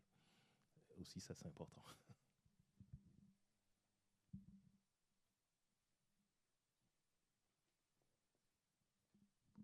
Merci, bonjour. Je me demandais du coup si vous adoptiez ces pratiques de réemploi dans l'entretien, dans la maintenance. Est-ce que si on a une panne, est-ce que c'est plus anecdotique et du coup vous le mettez pas forcément en place, ou est-ce que vous le déployez aussi là-dessus? Alors, on commence à le faire, mais je vous dirais la difficulté, c'est mettre en place toute cette démarche sur l'ensemble des activités de l'entreprise. C'est pas simple. Donc tout à l'heure on parlait de référent, mais le référent que je suis, c'est pas son métier principal. Donc voilà, donc ça demande énormément du temps, d'accompagnement, d'acculturation. Quand on parle de maintenance aussi, puisque nous les bailleurs, on avait pas mal de régies ouvrières il y a à peu près une vingtaine, trentaine d'années qui ont beaucoup fermé. On a transféré aussi les activités à des entreprises à travers des accords cadres. Donc on a des contrats qui sont en cours. Donc aussi, c'est toute la négociation qui a amené aussi avec les entreprises qui font la maintenance. Donc ça veut dire qu'il faut éventuellement leur proposer du sourcing déjà, puisqu'elles ne vont pas nécessairement le chercher. Donc il faut avoir des solutions déjà presque toutes prêtes pour leur faciliter la vie. Quand on parlait tout à l'heure de l'électricien, voilà, c'est ce genre de choses. Et puis il y a des questions économiques qui viennent. Donc ça veut dire effectivement, c'est au moment des renouvellements de contrats qu'on va remettre des critères un peu sur ce sujet, voilà, et puis faire de la maintenance. Il y a la question du sourcing qui est externe, mais la question se pose aussi, est-ce que nous, on a des gisements à disposition des entreprises dans lesquelles elles viennent piocher pour pouvoir... Donc ça demande aussi une logistique, ça demande de la place, ça demande comment on gère les stocks, ça demande quand même pas mal de choses. Et l'idée, c'est aussi de moins mobiliser aussi le personnel de terrain, parce qu'ils ont quand même aussi beaucoup de travail à faire pour répondre aux sollicitations des locataires. Et pour Aquitanis, effectivement, il y a eu une expérimentation effectivement de remplacer notamment les équipements sanitaires. C'est vrai que c'est ce qui paraît le plus simple au début dans un premier temps. Et effectivement, on avait de la ressource en fait d'équipements sanitaires. À la vacance et à la rotation, en fait, c'est à ce moment-là qu'on réfléchit à cette maintenance et qu'on remplace. Donc l'idée, c'est de développer cette partie. Et on est en cours avec des accords cadres aussi de nos entreprises en fait qui font l'entretien, et la plateforme qui permettrait de stocker justement. L'idée, c'est d'avoir un container dédié finalement à la maintenance, notamment d'équipements sanitaires. Et il faut que les filières soient développées aussi autour, parce qu'on ne va pas tout. Oui, voilà. Oui, c'est un autre sujet, mais j'avais parfois la sensation que la maintenance, l'entretien étaient des fois mis de côté, et que parfois la durabilité pêchait un peu dans certains projets.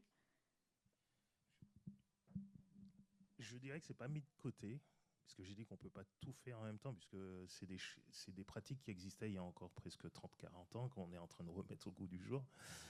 Donc il faut aussi que les organisations qui sont les nôtres, qui ont une certaine habitude, effectivement, comme nous tous, on achetait, on consommait, on jetait. Donc il y a beaucoup de sujets à rappeler et à resensibiliser à l'ensemble de la chaîne. Mais la question n'est pas nécessairement de mettre de côté, mais aujourd'hui, la priorité a été donnée, en tout cas chez nous, à la production, parce que du fait de la réglementation, déjà, on est imposé sur pas mal de sujets en termes de reporting. Donc, ne serait-ce que, je vous ai parlé tout à l'heure de la CSRD et la taxonomie, et notamment qui vont être liés au financement aussi qu'ils vont avoir, et notamment, puisque je ne sais pas si tout le monde sait un peu ce que c'est, mais c'est de manière très, très grossière, c'est la communauté européenne qui veut flécher les investissements vers des activités vertes. Et nous, on se doit effectivement de faire du reporting pour aligner toute notre activité par rapport à ça, et notamment qui nous permettra d'avoir des financements un peu plus intéressants. Donc ça veut dire qu'il y a tout un gros travail en fait, et le volume de production, c'est celui qui permet, puisque par exemple sur notre bilan carbone, on se rend compte que deux grosses activités sur lesquelles on doit travailler, c'est la réhab, la construction neuve, mais aussi l'existant. Mais on commence par le flux de ce qui rentre, et ensuite on est en train de s'attaquer aujourd'hui à la partie existante, parce que la maintenance aussi, c'est des chantiers qui sont plus courts. Donc comment on fait la traçabilité de tout ce qui va être mis sur le patrimoine, sachant par ailleurs que ce qui va être mis sur certains équipements, la durée de vie est moindre qu'un équipement neuf. Donc ça a des impacts aussi sur les cycles d'entretien, donc les coûts de maintenance et autres. Donc il y a plein de réflexions qui sont à mener avant effectivement de partir de la généralisation. C'est pour ça que les expérimentations sont aussi là pour ça. C'est pour effectivement tester, et ensuite on en fait le bilan avec l'ensemble des collègues, parce que aussi chacun a ses budgets. Donc quelquefois il faut que tout le monde en tout cas participe et soit convaincu de la dimension intéressante de mettre en place du réemploi. Je sais pas si...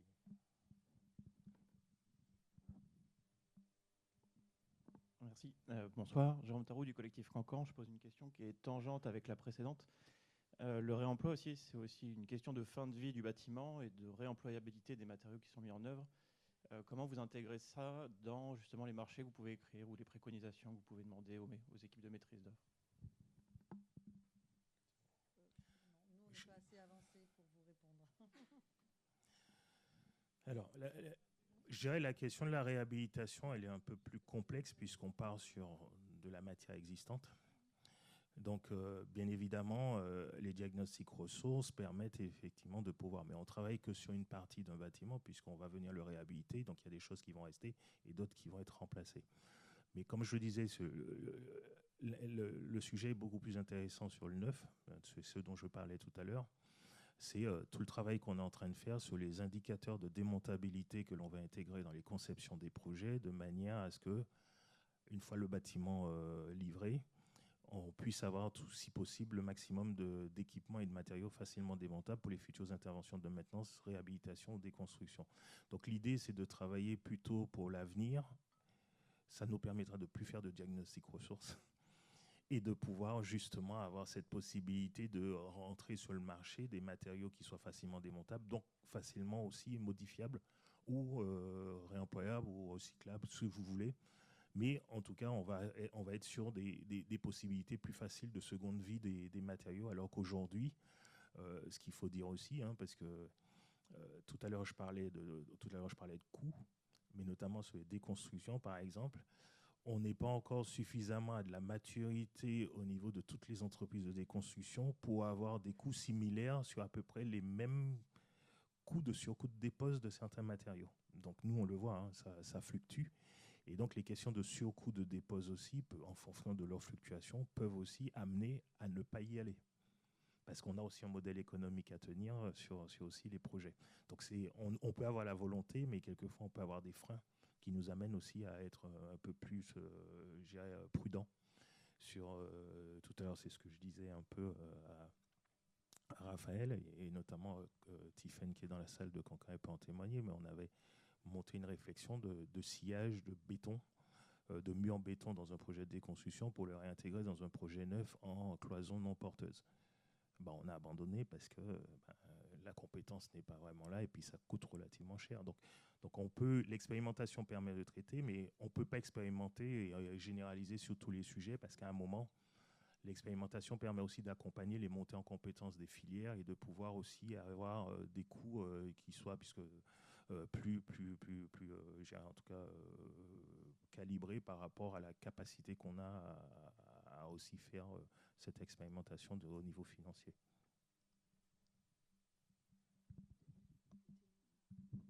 Nous, il n'y a pas eu de réflexion vraiment sur ce sujet-là, si ce n'est que notre isolation en paille, notre enduit terre, on peut les enlever et les remettre dans les espaces verts. Et qu'en rez-de-chaussée, on a quasiment tous les équipements techniques qui sont apparents en plafond. Donc voilà, ça simplifie un petit peu, mais ce n'est pas le cas à l'étage, quoi. À l'étage, on a quand même du plafond non démontable. Donc voilà, ça n'a pas été vraiment généralisé.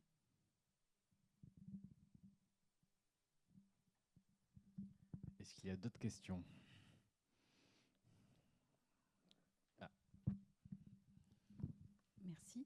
Bonjour, du coup j'avais une question, c'était savoir quel est l'écart de coût moyen que vous constatez entre une déconstruction et une démolition.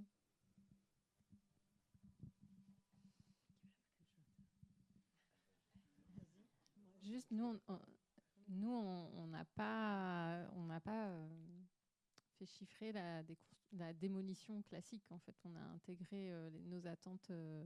Dans l'exemple des aubiers, ce qu'on a mis un peu à part, c'est l'histoire du sillage de béton. Peut-être qu'on n'ira pas au bout, mais en fait, il y a des choses sur lesquelles on n'a pas transigé. On a considéré que autant d'acier dans une... Enfin, il n'y a pas que l'acier d'ailleurs, hein, mais il y a plein de choses à l'intérieur de la dalle. On allait de toute façon pas les laisser sans dépose soignée, quoi. Donc ça, c'est le diag PEM2 qui nous a permis d'identifier ce qu'on ferait ou pas. Donc finalement, on n'a pas fait l'exercice du différentiel, considérant que sur l'essentiel, on ne ferait pas l'impasse. Je ne sais pas s'il y a quelque chose à dire. J'irais faire donner un chiffre, ce serait prématuré aujourd'hui. Pourquoi? Parce qu'en fait, il faut tenir compte de l'ensemble, en tout cas pour nous, il faut qu'on tienne compte de l'ensemble des éléments, puisque quand on faisait de la démolition, déjà, on n'avait pas tous les flux qui sont donnés aujourd'hui. On a maintenant, même s'il y a eu moratoire depuis la semaine dernière, mais avec la REP, avec l'apport volontaire gratuit, donc on n'a plus le coût au tonnage que l'on payait pour le dépôt des déchets. Voilà. Après, ça dépend aussi, parce qu'en fait, aujourd'hui, on déconstruit des patrimoines qui sont quand même un peu anciens. Pour beaucoup, il y a des questions aussi d'amiante et de plomb.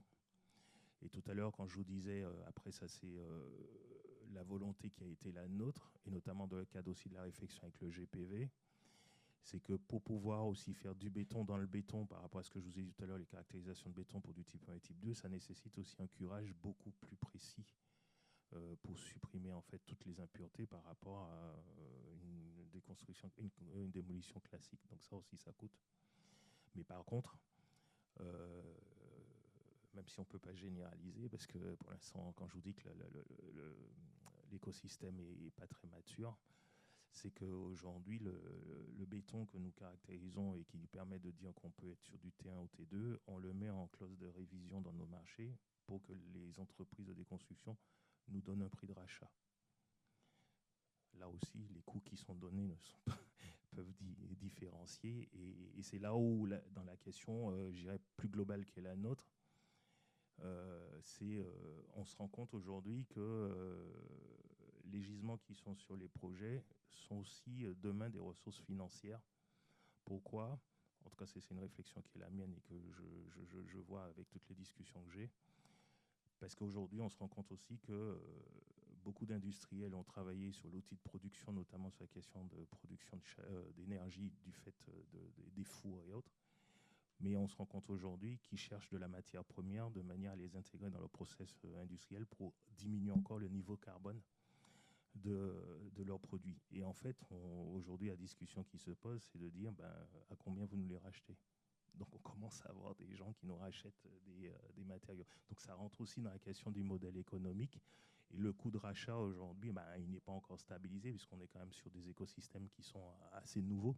Donc les choses se testent en fait. Voilà. Donc je ne peux pas vous donner de chiffres précis, mais il faudra au bout d'un certain temps que effectivement cette analyse puisse se faire, puisque on va avoir des méthodes et des modes de faire qui vont peut-être se stabiliser. Si vous souhaitez, on va prendre une dernière question et sinon on se posera des questions autour du buffet derrière dans quelques minutes, voilà, pour vous réveiller aussi. Il y a une dernière question.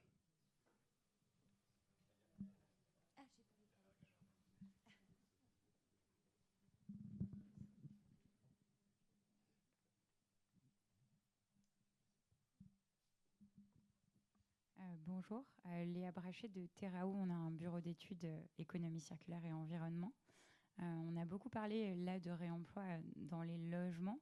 Moi, je voudrais vous questionner sur comment vous travaillez le sujet d'acceptabilité, de désirabilité pour les locataires et pour les acquéreurs, en particulier dans les parties privatives.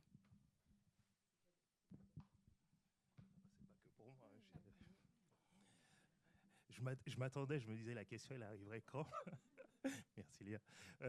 Donc la question de l'acceptabilité, je dirais, elle revient assez régulièrement dans les questions qui nous sont posées.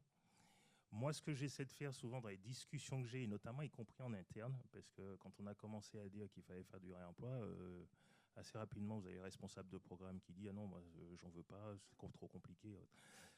En fait, l'idée, c'est d'essayer de déconstruire en fait, ces stéréotypes qu'on a de tous les jours et de montrer que dans la vie du quotidien, on fait déjà de l'occasion. Que ce soit de dire je vais louer un logement, je passe après un autre locataire, donc l'équipement sanitaire qui est présent, il y est, bien on l'accepte. Qui aurait dit qu'il y a encore quelques années, tout le monde en achèterait des vêtements d'occasion. Voilà, c'est tout ce sujet-là. Et puis après, pour l'exemple que je peux donner sur la résidence Palmer, où on est en pleine réhabilitation, on a fait l'expérimentation sur des équipements sanitaires de logement, donc évier, lavabo, WC, douche et baignoire. Et dans les cadres des projets de réhabilitation, souvent ce qu'on fait, c'est qu'on fait un logement témoin que les locataires doivent venir visiter pour leur montrer un peu ce que va devenir le logement et à quoi ils doivent s'attendre quand ils vont effectivement ouvrir la porte pour que les ouvriers puissent travailler.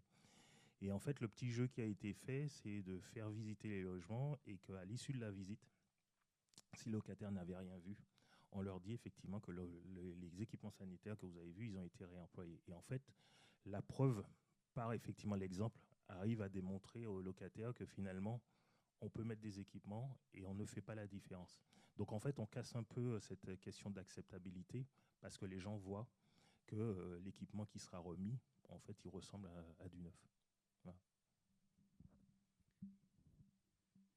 Voilà, je rejoins assez ce qu'a dit Fred, et c'est vrai qu'en plus, souvent maintenant, notamment dans les réhabilitations, mais même dans les constructions neuves, on fait de plus en plus, en tout cas de participatif, où dès que les gens sont choisis en amont, les familles qui viennent, mais on explique, on démontre par l'exemple avec le témoin. Donc ça aussi, ça fait partie. Pour l'acceptabilité, c'est montrer à voir, expliquer, et c'est sur le long cours.